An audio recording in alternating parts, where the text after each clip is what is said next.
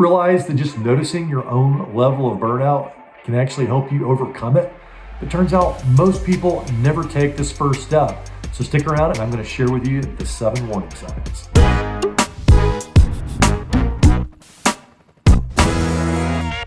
Welcome back to my show where high achievers get productive, get promoted, and get the corner office. Make sure to like and subscribe because I release a new episode every week and you'll be notified as soon as one comes out. Each and every episode is dedicated to helping you accelerate your career. Now let's get into the episode. Many high achievers face burnout. In fact, the Mental Health Association found that in a survey that they conducted that 70% of professionals actually experienced burnout in their career. Yet, so many high achievers actually never realize the first step that's so important to take, which is to know if they're actually burned out in the first place. And if they actually are burned out, how burned out are they? There's not a one-size-fits-all approach to conquering burnout. In fact, it really depends on how burned out you are. And there are a lot of ways to approach this. But when it comes to burnout, it can be really confusing. Number one, people aren't really aware. And two, if they are aware that they're feeling demoralized, exhausted, demotivated, they don't know what the first step is. They aren't thinking about how to gauge burnout. And it can be really confusing. There are a lot of surveys you can take when it comes to burnout. And yes, it can be confusing. One of the most popular ones is the Maslach Burnout Inventory. But then you get into the Oldenburg, then you get into the Copenhagen, then you get into the Shirom-Melamed, if I'm pronouncing that right, Burnout Measures. So there are a lot of ways and a lot of different academic ways to look at burnout, but it can be so confusing and these surveys can be fairly complicated. And once you get your results, it's hard to tell. In fact, you might be more burned out and confused after you take these assessments than before because it can be so confusing and the results are frankly hard to interpret and it's hard to know what to do. So my approach is I've actually constructed my own. Now I am not a medical professional and I am not a therapist. So let me say that right out of the gate. This is based on my own personal experience as well as my experience in working with different executive coaching clients. But these examples are really practical. And I think if you apply these 7 and you ask yourself these yes or no questions quickly, you can go through and determine your own level of burnout and then determine some next steps to take. So let me walk you through the 7 warning signs that you're experiencing burnout. Now, when I go through these, what you want to do is you want to get a simple Post-it note here and you're going to number 1 through 7. And you're just going to list out a yes or no. And then at the end of this quick exercise, you'll just count up the yeses and then we'll talk about what your next steps should be. Number 1 is, do you dread Mondays starting on Sunday night? Some people call these the Sunday scaries. For me, I was so burned out at one point in my career, I actually started dreading Mondays on Friday night immediately following happy hour.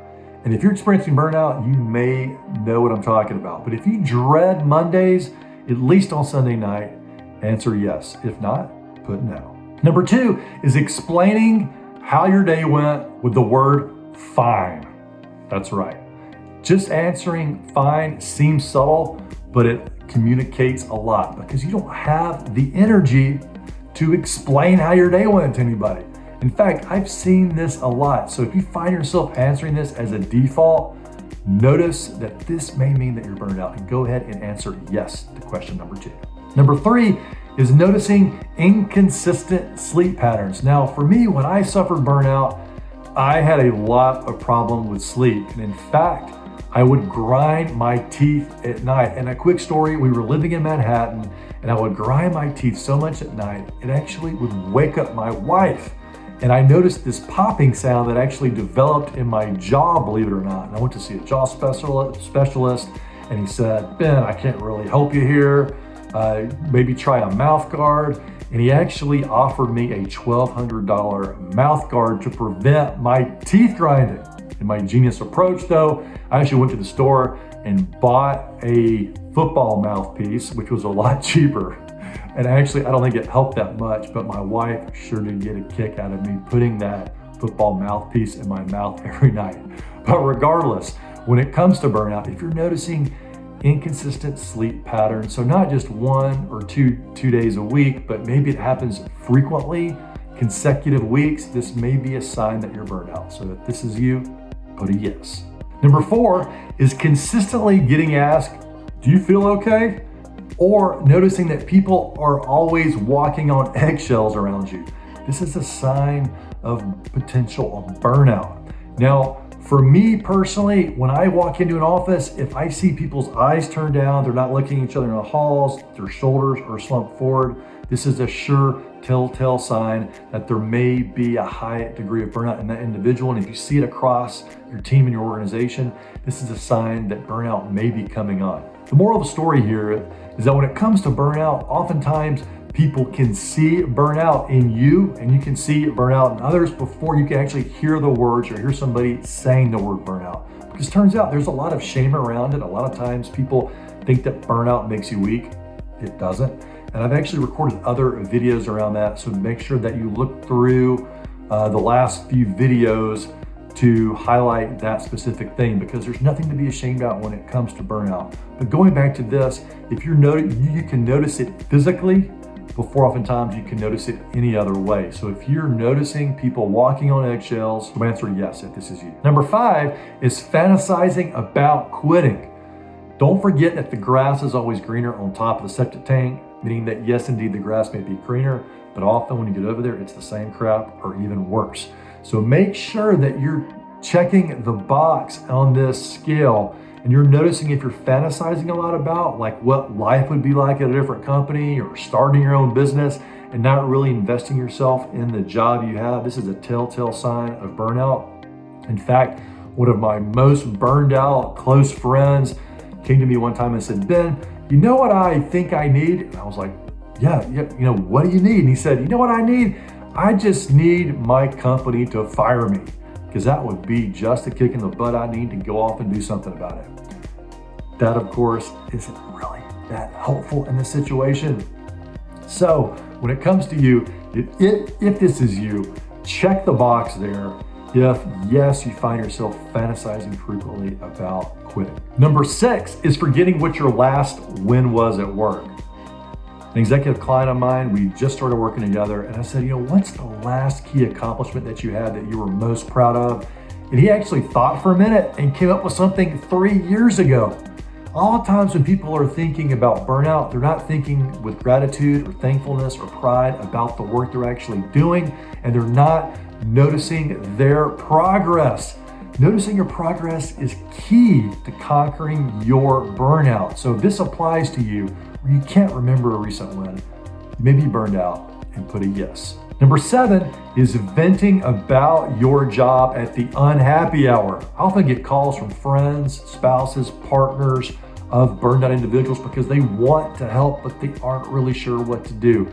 If this is you because you find yourself frequently unloading your complaints during the unhappy hour, put a yes. Now it's time for you to add up your signs. Take the post. Let's try that again. So quickly review your list, which you probably wrote on a Post-it note or something along those lines. Count the number of yeses. If you counted 1 to 2 yeses, this puts you in the sizzling category, meaning that you're not fully burned out. And this could be a temporary challenge that you're going through. Make sure to watch at least one of the next videos that can help guide you through creating some positive momentum for yourself. And also you can rewatch this specific video or offer some other tips. But congratulations, just by noticing that you're experiencing some burnout, you're on your path to reigniting your career. If you counted 3 to 4 yeses, you're in the smoldering category. So the fire for the job's not out yet, but it's important to be extremely proactive here and take some positive actions. Rewatch the video, take some of the tips and strategies that we discussed. You've taken the first step, congratulations. Take your right hand, give yourself a pat on the back for making some progress here, and make sure to watch the next video to gain some more tips and strategies. If you answered 4 or more yeses to this scale, don't worry, don't panic. You're not alone in this. All you need to do is schedule a 15-minute consultation with me. This is a reignition consultation where you bring your greatest challenge. We'll talk about your level of burnout, and I will give you a 3-step action plan to help you build more momentum for your career and the job you have to begin to conquer burnout. I look forward to talking to you.